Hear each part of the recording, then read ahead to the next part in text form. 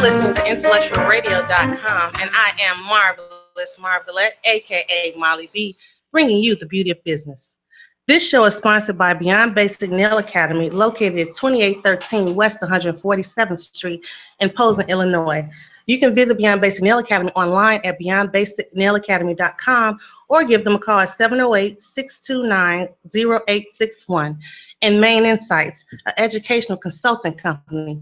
You can visit Main Insights online at maininsights.com, M-A-N-E insights.com, or give them a call at area code 630-225-7462.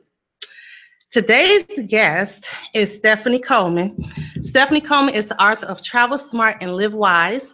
She's a certified health consultant, a certified reflexologist, and a certified natural health care professional, and also a QRA. Welcome, Stephanie. Hello, thank you for having me here. Can you explain to me and our listeners what exactly does QRA stand for and what it entails? QRA stands for Quantum Reflex Analysis, QRA, Quantum Reflex Analysis. It is a system, non-invasive way of finding out what's going on with your body, what systems are strong, which ones are weak, and what the body is asking for in order to fix any problems that you might have. It's based on an O-ring test or kinesiology. It's a very old system based on the Chinese meridian system. You've got meridians on your body that correspond to your internal organs. And you can test your body by using your hand, basically, and you're going to put it in the circle. They call it an O-ring. Mm-hmm. And they call it O-ring because of the shape. And the person who invented this technique, his name is Dr. Omura. He's from Japan, and he runs a cancer clinic in Japan just using this technique. Okay, now is this, is the QRA, is that a science, is it proven scientifically to work, or has there been studies done on it? There have been several studies on it. This man in 1986, I believe, tried to get a patent for what he calls a BDORT, B-D-O-R-T, which is Biodigital O-Ring Test. That's what that stands for. And the government said, oh, this is too good to be true. They gave that man such a hard time. After 4 years, they said, no, we want to test it again at medical schools and dental schools and see how they work with it. And after years of testing, they finally granted him a patent in, I believe it was 1991. Okay, so because of today's content of my show, I'm going to have to read a disclaimer, and you might hear it a couple of times throughout the show. So today's show is designed to be a roadmap to healthy living. My angle is to bring awareness to natural health and to prevent future health challenges. We do not, and I repeat, we do not recommend that you stop taking any prescription medication, and we encourage you to seek the advice of a medical professional before starting any new regimen. Okay, Stephanie. So we're going to continue on with the show. That QRA was perfected by a Dr. Robert Marshall, who recently died, but he has a lab in Austin, Texas. He was a clinical nutritionist for over 38 years and a quantum physicist. And he also had a radio program 6 days a week it aired, and people would call him with their health complaints. He'd tell them how they got that way, what to do for it, and how to make things a whole lot better. And that's how I got in contact with him. And as a result of my issues being cleared up over a very relatively short period of time, I fell in love with the process and started training with this fellow. Oh, I understand there are 4 really good health pillars. Let's talk about those. Okay, I would say the very first is proper nutrition. Your body can replace itself and can heal itself in a relatively short period of time, but you got to give it good food. Got to give it good food. The second and equally important would be sleep. The average person doesn't sleep well. The military did several studies because they wanted to find out how effective their pilots could be on what was the minimum amount of sleep. And they came up with the number 5 hours uninterrupted sleep. Now, if you should be sleeping, wake yourself up before the 5 hours, because what your body's doing when you're sleeping is recharge your cell phone. So you have energy, and in this case, adrenaline for the next day. Okay, I'm going to go back a bit. The first thing you said was proper nutrition. Yes. Okay, so when you say proper nutrition, what do you mean, like good fruits and vegetables, GMO free? Yeah, the average person doesn't eat enough fruits and vegetables. They want you to have something like 7 helpings of each. That's almost impossible. But if as close as you can get to that as possible is better for your system. Genetically modified foods are horrible. I wouldn't eat those if I can afford not to. Um, the genetically modified, we call them Franken foods because they've been altered and they're not as dangerous as planned them. And you have to be careful with a lot of things you get these days, especially even like they'll say have farmed. No. Farm fish is not very good. It is genetically modified. If you want fish, you really should get you some wild fish, fresh caught. What else? You want to know more about the foods? You can go on. So you said there were 4 pillars. So you said proper nutrition, proper sleep, and water. The average person should have half their body weight in ounces of water per day. That's very hard to do. You have to work your way up to that, but you need to flush your system. And your body contains mainly is almost 60% water itself. And you have to keep for all your systems to work at their proper levels. Now, what just regular tap water or Kangen water or I would alkaline say water? Spring water is probably the better. I don't have a whole lot of research on Kangen water. I'm just learning about that. To me, it's the amounts, and if it's as fresh as possible. Fresh water, purified water is not necessarily that good. Spring water is good, and you definitely don't want tap water. Tap water is filled with contaminants. Tap water is basically sewage water, and they have refined it. They've turned it from that sewage state to a clear state using chemicals, and those chemicals get in your body. And then to make matters worse, they add chlorine to kill what their chemicals didn't kill as far as the waste products. And then on top of that, fluoride. Fluoride's not good for you. We're the only country that puts fluoride in the water. And it can really hurt your gut ecology, drinking tap water. It's just not really a good idea. Okay, so we have proper sleep, proper nutrition, water, and what is the 4th? Exercise, the one most people don't like. Okay. But if you can get in at least 25 minutes, 4 days a week, you're doing good. I shoot for at minimum 25 minutes, 6 days a week. And sometimes I go to the club and I'll get in a whole lot more than that. But it's beneficial. But people don't understand is that you have as much lymph fluid in your body as you do blood. But you have the heart to pump and move the blood throughout the body. The only thing that's going to move the lymph fluid, which basically is your waste system, is movement. Okay. Now, let's touch on digestion, because I understand that once we, in our mid-20s, our body starts losing the ability to digest food properly. So what is your take on that? What it is we have gotten accustomed to eating raw food. The human beings were not really designed for cooked foods. We should be eating more raw foods, I think. And by the time the average adult is age 40, their bodies are only producing 25% of the hydrochloric acid that they did when they were in their 20s. The hydrochloric acid is what breaks down the food. It serves 2 purposes. Number 1, breaks down the food while it's in your stomach. It turns it into something called chyme, CHYME. Once it's that nice loose chyme, that chyme is sent to the 23 feet of your small intestine. Small intestine's job is to pull the nutrition from that food, that chyme, send it by way of the circulatory system to the rest of the body that needs it. Whatever's left over is sent to the 5 to 7 feet of your large intestine, where it's turned from a liquid to a solid poop, so you can get rid of it. The second purpose of the hydrochloric acid is to kill any parasites, viruses, or bacteria that might be in the food. Otherwise, they can get carte blanche to the rest of your body and cause all kinds of problems. And that's key. That's what I was trying to get to the root of that. That is very, very important. So as a way to combat this, what do you suggest? That everyone should be taking digestive enzymes? You should be taking digestive enzymes, yes, with your meals, especially with every cooked meals. The certain proteins and the amylase, you need that. And the hydrochloric acid is the main thing. If you can't get the others, I wouldn't have another cooked meal without hydrochloric acid. The big pharma wants you to think that your body is producing too much acid. That's why you have GERD, acid reflux.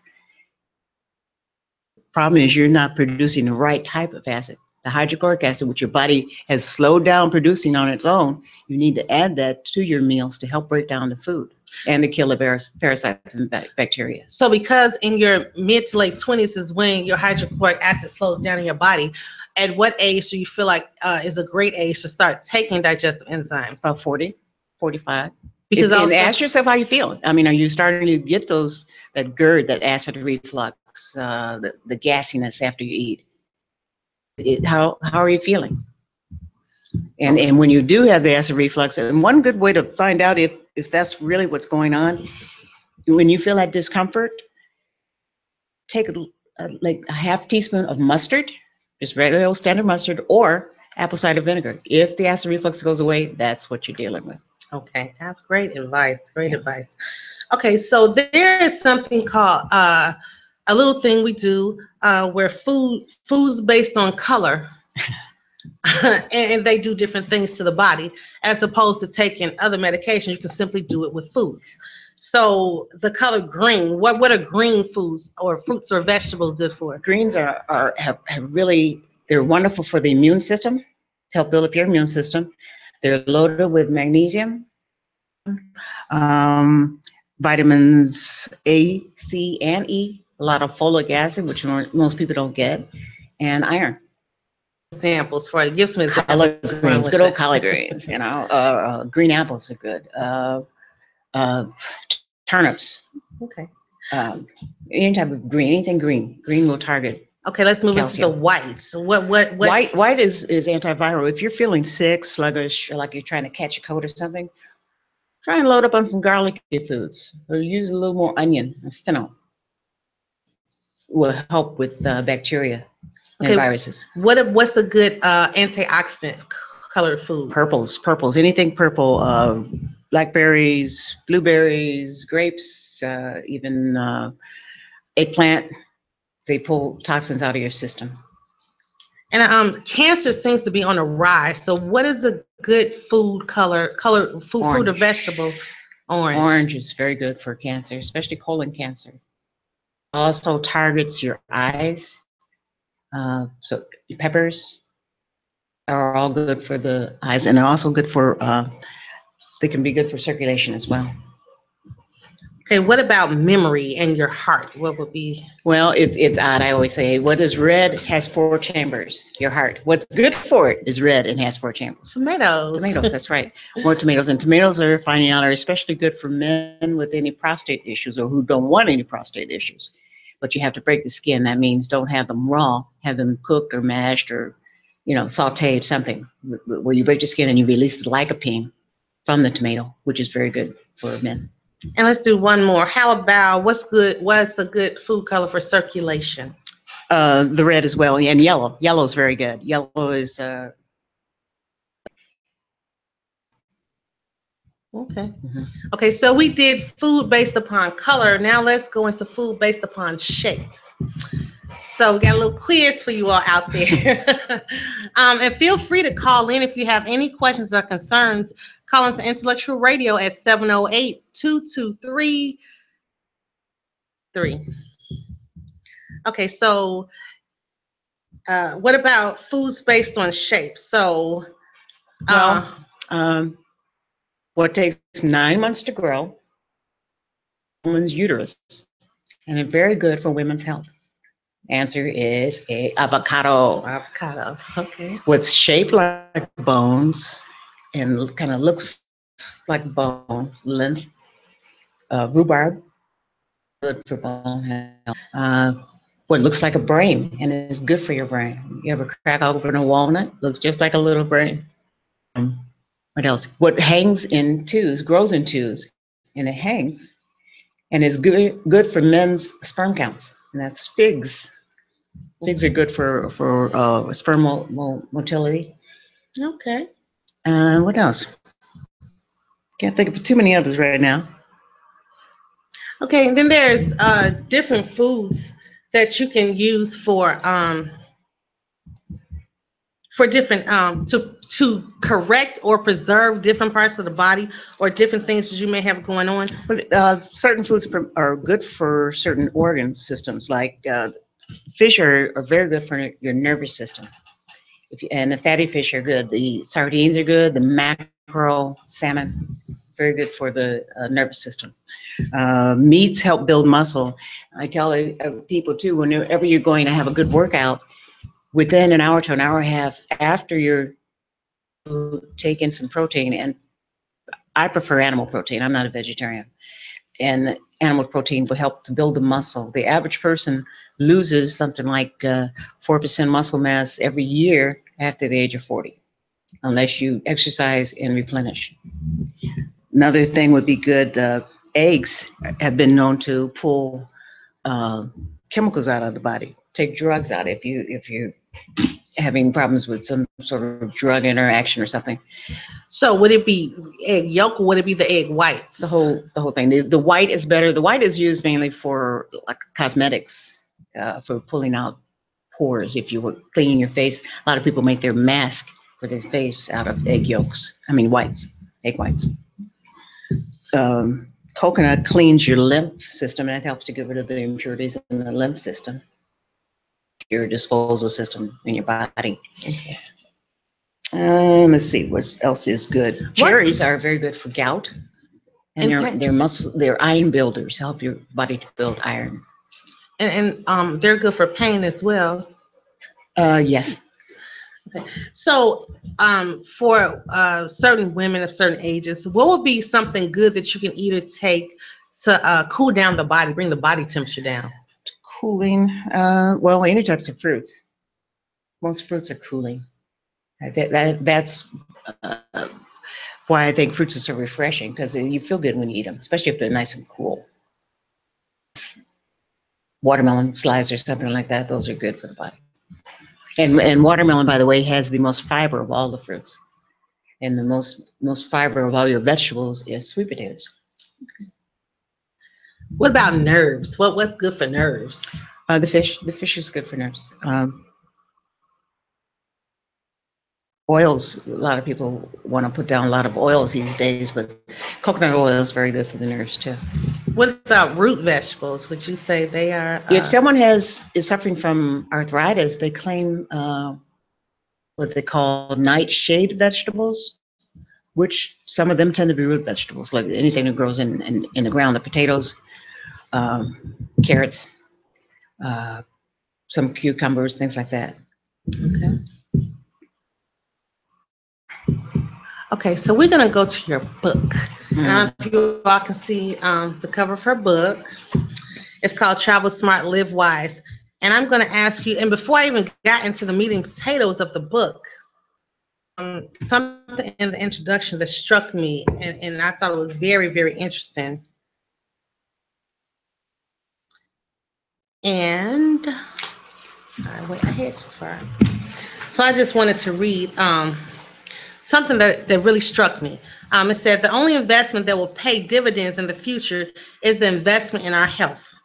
According to an article by Kaiser Family Foundation, it is estimated that 76 million Americans will turn 60 years of age between 2011 and 2014, and 53% of those people are chronically ill.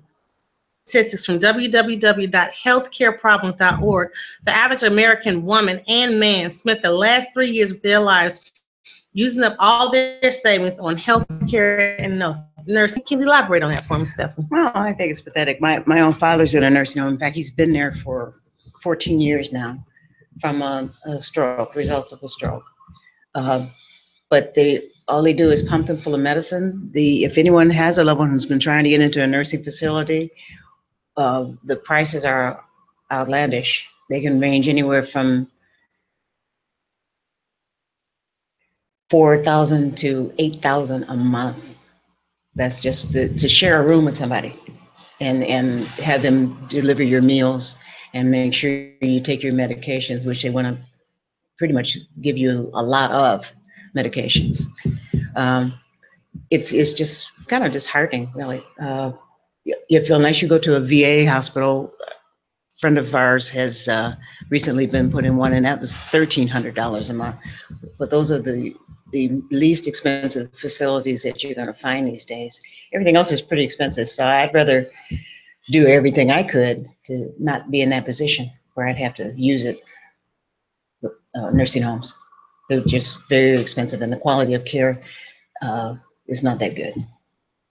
Okay, and then in your book, in the introduction, it went on further to say that 75% of total healthcare spending in the United States went toward treatment of chronic diseases such as diabetes and asthma. And approximately half of all chronic diseases are linked to preventable problems, including smoking, obesity, and physical inactivity. Yes. I went to a concert recently, and I couldn't believe how many young women I saw that were terribly obese. And it used to be you didn't get that way until after you had your second or third baby. But these women, I mean, these young women, they're hardly in their 20s. And I know that it has to do a lot with the food. There are a lot of food deserts. Something like 750,000 people in the Chicago area alone are living in a food desert. A food desert is an area where the only thing within walking distance to you is McDonald's, Taco Bell, Burger King, maybe a mom and pop store, but no big good food chains.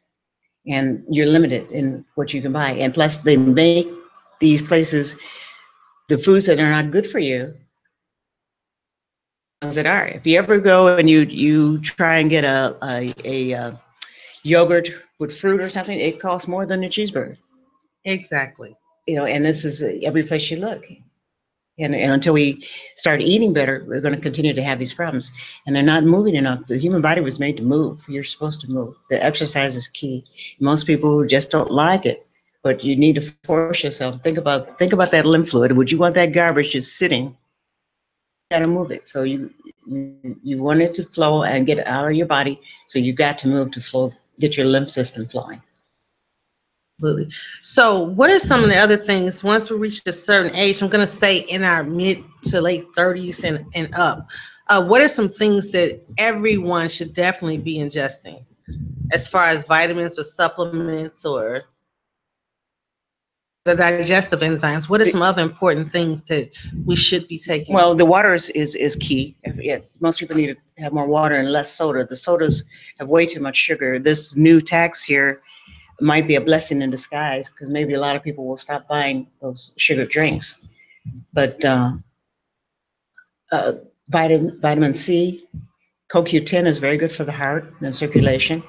I love green tea. I was a flight attendant for many, many years. That's why I wrote the book in the first place, was to assist people that have to fly. And I noticed a big difference in green tea. It pulls radiation out of the system. Most people don't know that. If you took a flight from Chicago to Los Angeles, you would get as much radiation exposure as a person standing on the ground in a year, just in that one flight. Wow. Pull it out of your system. And I know this for a fact. I did it on an experiment. I was flying to China, which is 7,700 miles away. And every time I got there, you check in, you get to the hotel, do not lay down or else you're going to go to sleep. After a 14-hour flight, you're whipped. I started taking the green tea.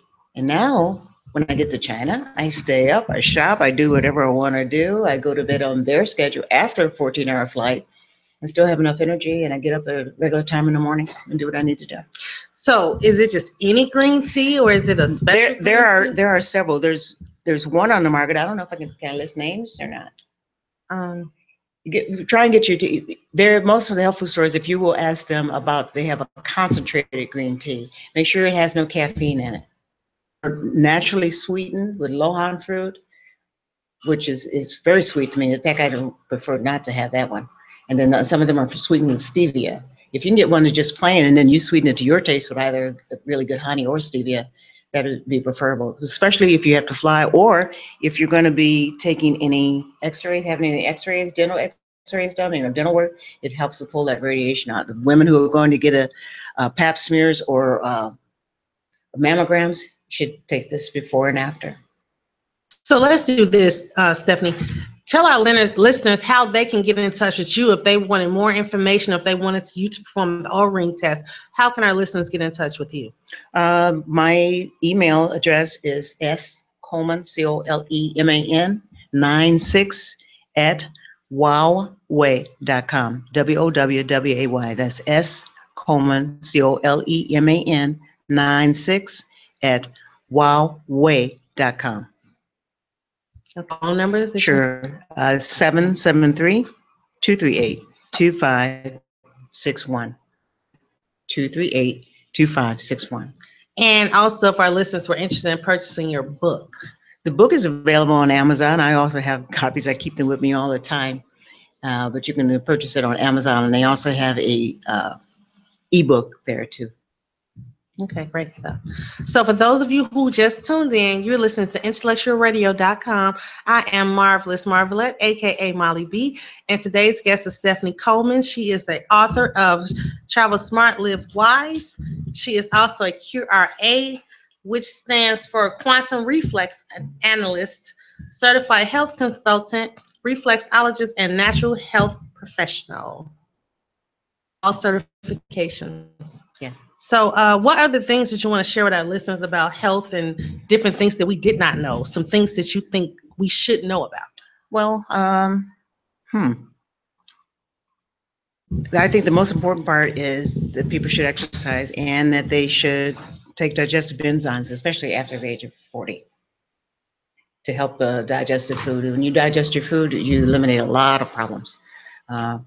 And you create more energy in the body as well. I wouldn't buy unless they were organic, simply because of the pesticides that are sprayed on the foods. And I have a list of here in case anyone is interested: apples, celery, cherries, potatoes, pears, spinach, peaches, strawberries, and any peanuts and their butters. Peanut butters. And that's because the skin on those fruits and vegetables are very thin, so it has the ability to absorb a lot of the pesticides and the chemicals, and you don't want that. If you have to get them and they're not organic, please peel them, as far as the apples go anyway, and the spinach, and wash them thoroughly. Okay, I'm going to go back to the water. So we spoke earlier on the 4 foods that were very good, 4 pillars to good health.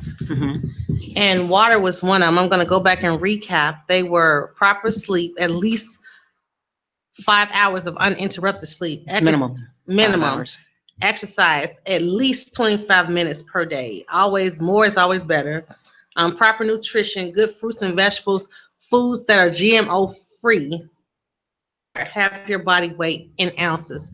Now we touched on the alkaline water or the Kangen water or high pH water, whatever you want to call it.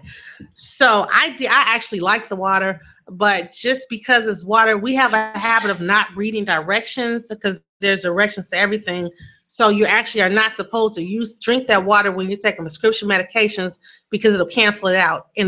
And there's other things. So you should always read the instructions. Be so quick to jump on a bandwagon because it's something that's popular. Although I do like the water, but I did come across a video on YouTube that CBS put out about the water, and you all can go and YouTube and Google Kangen water, not Google, go and type in Kangen water, myths about Kangen water, and it gives a lot of highlights about it.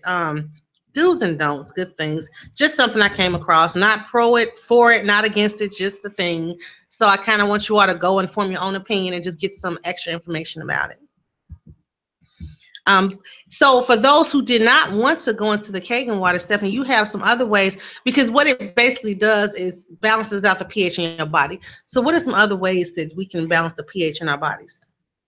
A juicer at home. You can use equal amounts of carrot and celery together. That will help alkalize your body. 6.4 to 7.0 pH. There are pH strips you can get at most drugstores, health food stores.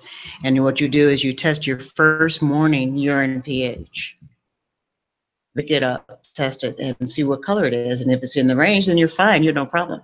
But if you're the strip will read from yellow, go straight over, and the other end is a deep blue. You want to be right in the middle as a pretty colored green. Blue, that means that you've got too much acidic, you're alkalized. Your body's buffering, your blood is buffering your body with ammonia. And the other side, you're too acidic, so you want to be right in the middle. Another way to do it is if you have a little bit of aloe vera juice and some coral calcium. You can find that as a powder coral calcium. You put like 1/4 of a teaspoon and maybe an ounce of water mixed with a little aloe juice and drink that down. And if you do that for 3 days straight, then on the 4th day, test your pH again. I bet it's going to be where it's supposed to be. Now, how effective would you say the pH strips are? They're good, but you can't keep them around forever. If you've opened one and you haven't used it in a year, you might not be as accurate. I'd go get some fresh ones. They're very inexpensive, so it's not that big a loss if you have to toss one roll of it. So how long would you say is too long to have them? A year? No. I wouldn't keep it around more than about 9 months to a year. And depending on what your living conditions are, if you've got a real humid environment, sticky, that doesn't help with the pH strips either. You need them fresh. Fresher the better. Okay. Yeah. So we talked about previously about a remedy you have for removing gallstones or kidney stones from your body. Not kidney stones, gallstones. The liver and the gallbladder the liver makes the bile and the gallbladder stores it. And it can cause some backups if you're not breaking down the fat in your body. There is remedies to get rid of those gallstones. One is called a mini liver flush. And what you do, say you get up at 8 o'clock every morning, get up at 7 o'clock this particular morning, mix 3 tablespoons of pure virgin olive oil with a 1/2 cup of tomato juice. Drink it down, go back to sleep. Drink anything for an hour after that. You won't feel a thing, but you'll be softening up those stones so that they can move more easily through the tract down there between the liver and the gallbladder. Another one I've done is a 3-day. You eat light the first day, which means no heavy meats. You eat light the second day, but at noon you stop eating. At about 6 o'clock in the evening, you mix up Epsom salt and water, but you drink half that solution down. It'll start to move your bowels. Last thing you do before you go to bed, you take 3/4 cup of grapefruit juice with a 3/4 cup of olive oil.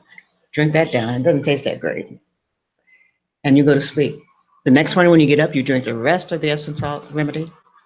And you will be in and out of that bathroom maybe 3-4 times and look in your toilet.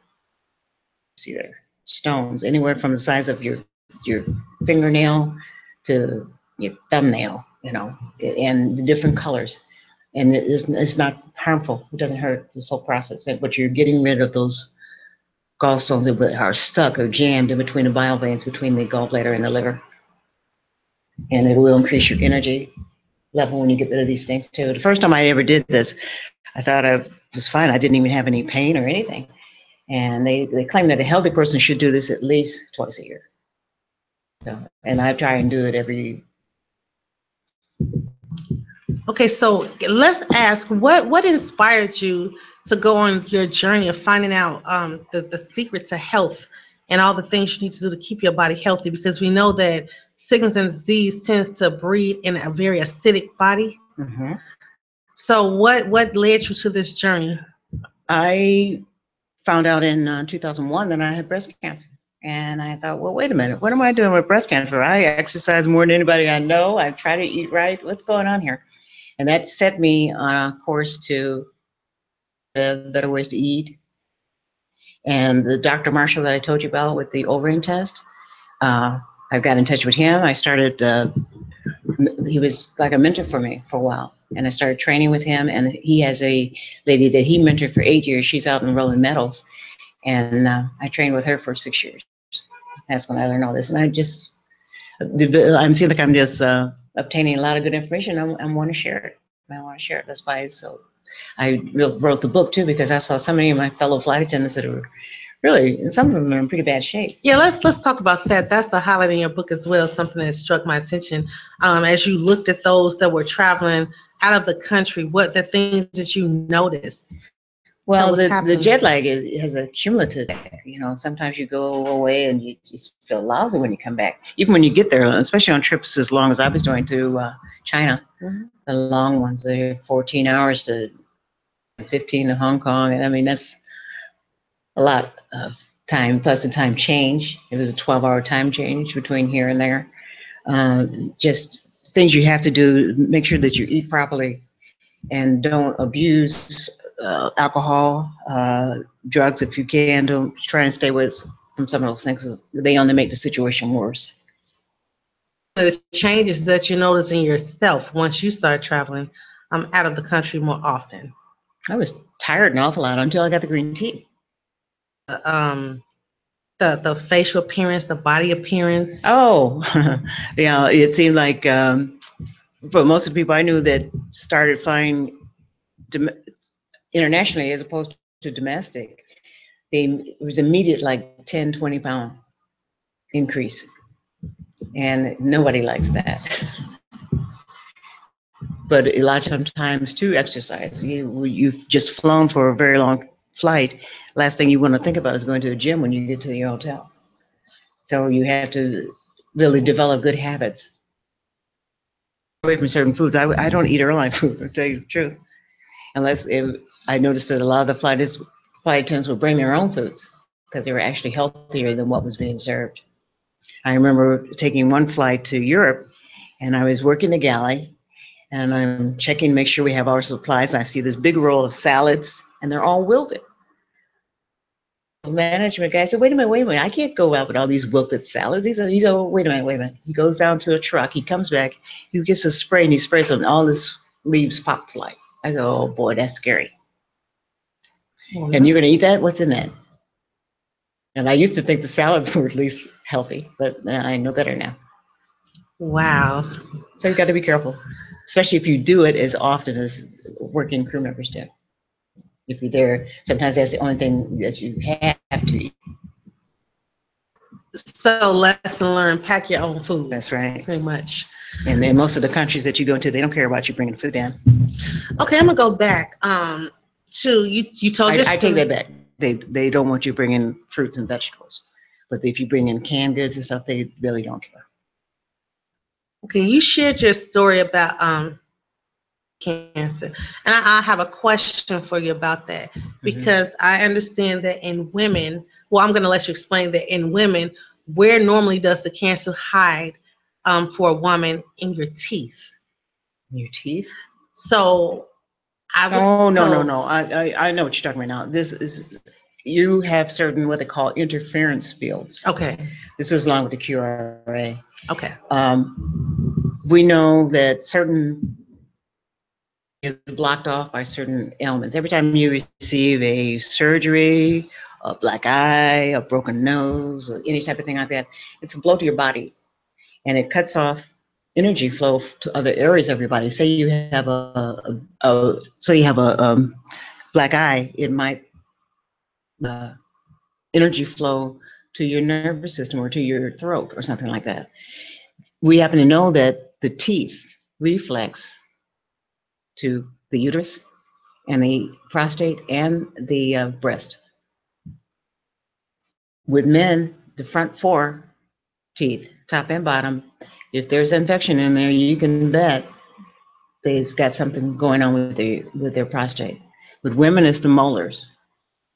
And when I Dr. Marshall, let me back up 1 second. I had a breast cancer. The following year, a reconstruction. They didn't do it right. I ended up with 3 additional hernia repair surgeries. Then I met Dr. Marshall, and he says, "Why are you repeating the surgery?" I said, "I don't know. I guess they don't know what they're doing." He says, "No, you've not addressed the initial trauma site." He said, "You have to find out which tooth caused it." I said, "Oh, wait a minute. What do you mean which tooth caused it?" He says, "Yeah, your teeth reflex to the breast."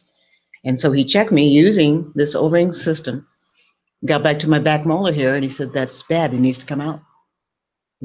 I went to my dentist, told him, he said, "Oh, that's baloney. I don't believe that." I said, "Well, it's my tooth, my insurance, my money. Take it out."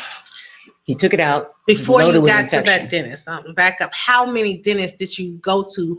How many times were you told no before you actually got him to listen to you? I went just to this one who I'd been seeing for years. He thought it was a bunch of malarkey. And I told him, I did the O-ring test on him, and he was impressed. He said, "Oh, I tell you what, I'll do an x-ray." He did an x-ray of the tooth. He says, "I don't see anything wrong with that tooth. There's nothing wrong with it." I said, by this time I'm really frustrated, and I'm telling him, "This my body, my insurance, my money. Pull the darn thing, would you?" Thought it was loaded with infection, blew his mind. He wanted to keep it. I said, "No, I've already promised to give it to Dr. Marshall because he's going to use it." And what Dr. Marshall wanted me to do now was to mud this vacant spot where the tooth was. By mudding, what they have like a clay, and it pulls toxins and poisons out of the socket. He says, "Mud all previous incisions, surgeries, and the breast area where the breast was removed." And he said, "And then you'll be fine, and you won't have to do this surgery over again." So I did all that, and then I had the last surgery, and it's been fine. It hasn't bothered me since 2007. Wow. The body is amazing. Yeah. So what other, can you tell me through your experiences some other things that you have found within yourself or other clients or patients with the O-ring test? Well, I found different allergies. You can test to see what you're allergic to. Milk. I used to love dairy, but it's not good for me. It's not good at all. And then when I found out about it, when you think about it, human beings are the only animals that drink another animal's milk and do it past the age of 2. It's called milk. To me, it should be labeled phlegm because it builds mucus in your body. You don't need that. They've actually taken pasteurized milk, calves, and they didn't live to maturity. So that shows you the pasteurized milk that we get in this country is not that good for us. Well, why are we drinking it? And it's the cause of most of the allergies that people have. There's too much dairy. But again, because a lot of us are not educated about certain things, so we have no way of knowing. That's why it's important to do seminars, That's why I want radio to share, shows, and write books. And also, I want to say that Stephanie's second book is up and coming, almost ready for publication. So we will be sharing information about that as well. And you have Stephanie left her contact information if you want to contact her to have the O-ring test performed, or if you want to know about other things that may possibly be going on with you. And also, I'm going to read the disclaimer again. Today's show was designed to be a roadmap to healthy living. The angle is to bring awareness to natural health and prevent possible future health challenges. We do not recommend that you stop taking any prescription drug medications or that you stop seeking the advice of your medical professional before you decide to try a new regimen. Stephanie, tell us about your new book. What are some of the things we can look forward to in your new book? I like juicing. There are a couple of health food stores in the city that they have nice juice bars. And nice way to get your nutrition. It's a nice way to get the benefits from some of the fruits and vegetables that you might not be eating on a regular basis. And my next book is going to be on fruit and vegetable juicing for certain ailments, like if you want to build up your immune system, or if you're having problems with your stomach, which types of juices you can make. If you've got problems with just nervous system issues, or if you're pregnant or want to become pregnant, things to increase your body's, how it works. Okay. So you said juicing. So what are your views on just blending as opposed to? You can blend. You can blend. The thing is you're going to get the pulp. juicy and you're just getting the juice. There are certain vegetables that don't well, like beets and carrots. Sometimes the juice is not that is stringy. It's got too much pulp in it for me, and and it's quicker to just do it the juicer. And beets are probably my favorite, and they're also very, very good for the blood. So if you have any blood issues or whatnot, you'd want to focus on the beet juices. Okay. So I'm going to go back to your current book, Travel Smart, Live Wise. What are some other key points without giving away the meat and potatoes? So I kind of just tried to stay in the beginning of the book because I don't really want to give it away because it is an excellent book. A lot of things that we did discuss today is in the book, but what are some of the highlights, some of your favorite parts in the book? Well, I have a part on there about body type, and there are and blood types too. Certain blood types do better with certain foods. The oldest blood type is O positive, and they're basically your carnivores. I'm an O positive. I'm O positive, which means I want meat. And if I'm feeling sick or ill, I really crave it. And if I get it, I feel awful lot better. And this is something that for a long time, because when I was a child, right before my menses, I feel very sluggish and I crave liver. Now that I'm an adult, I figured out why. It's because it's the highest content of B, and it helps to build iron. And my body was needing it at that time, and I didn't know about it, but my body knew about it at the time. That's why I was craving it. And so now if I'm ill or something like that, if I eat meat, I feel a whole lot better. So there's a lot of controversy about eating right for your blood type. A lot of people do believe it. I per se, everything doesn't work for everybody, but I personally think for me, when I stick to it, because I know it's a difference, because I'm not supposed to eat pork, or bread doesn't agree with me. So when I do certain things I'm not supposed to, I do know it's a difference in my body. So because you put in your book, I'm going to ask, you do agree that there's some truth to that? Oh, sure. And the body type as well. There are two systems. One is Ayurvedic, which is Indian medicine. Three basic body type: mesomorph, endomorph, and ectomorph are what they're called in Western medicine, but they're called Kapha, Vata, and Pitta in Ayurvedic or Indian medicine. And I'll give you an example. The ectomorph or the Vata would be tall, skinny, slim, narrow through the hip, so in proportion to the width of the shoulders. Don't have a whole lot of visible muscle, and that little higher body metabolism. Okay. And then the other groups like endomorph or kapha would be like your linebackers, your shot put people, your wrestlers, big. Most people that you see that appear to be overweight, you can bet they're probably an endomorph. And the other one is the pitta, or what's called the mesomorph. And that person is normally very muscular. It doesn't take them much to gain muscle. They tend to be your running backs, your boxers, your sprinters. Sprinters. The long distance runners are the ectomorphs.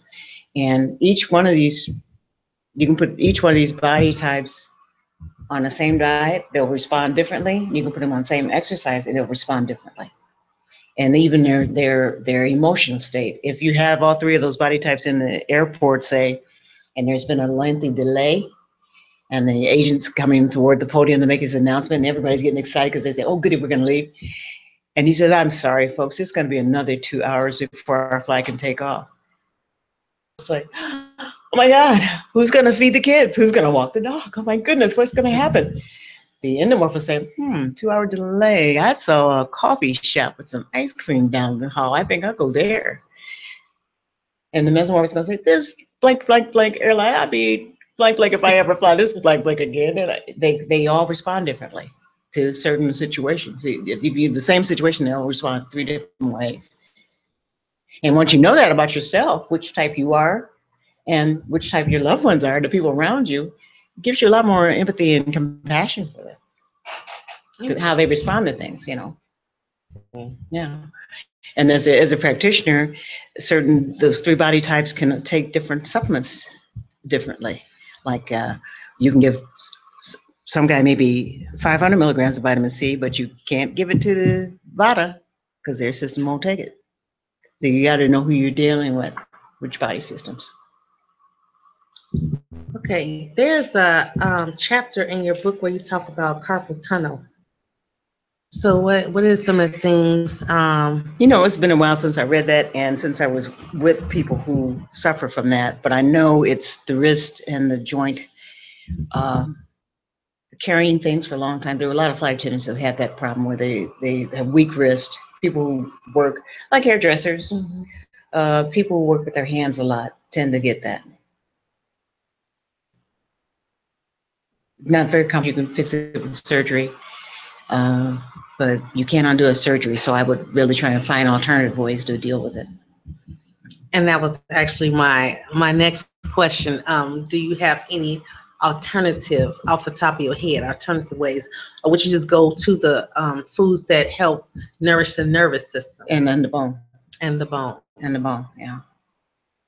So the greens were going to be good for, I think I had another one here. Oh, I know. White are also going to help with the bone. The onions, garlic, and they're very good with osteoarthritis issues too. Sciatica, the sciatic nervous system. Yoga. There's a lot of people in the beauty industry and other industries where the job is more physical. They have a lot of issues with that. Well, what can you tell us about that? You're standing a lot for the most part, and it's a nerve right in the top of the buttock. And it runs all the way. It's the biggest nerve in the body. It goes all the way down the ankle on the side.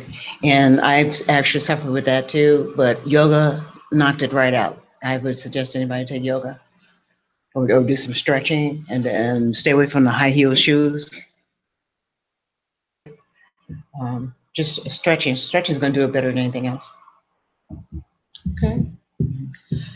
So what are some of the other things? You have quite a resume. So what are some of the other things that you would want our listeners to know about you?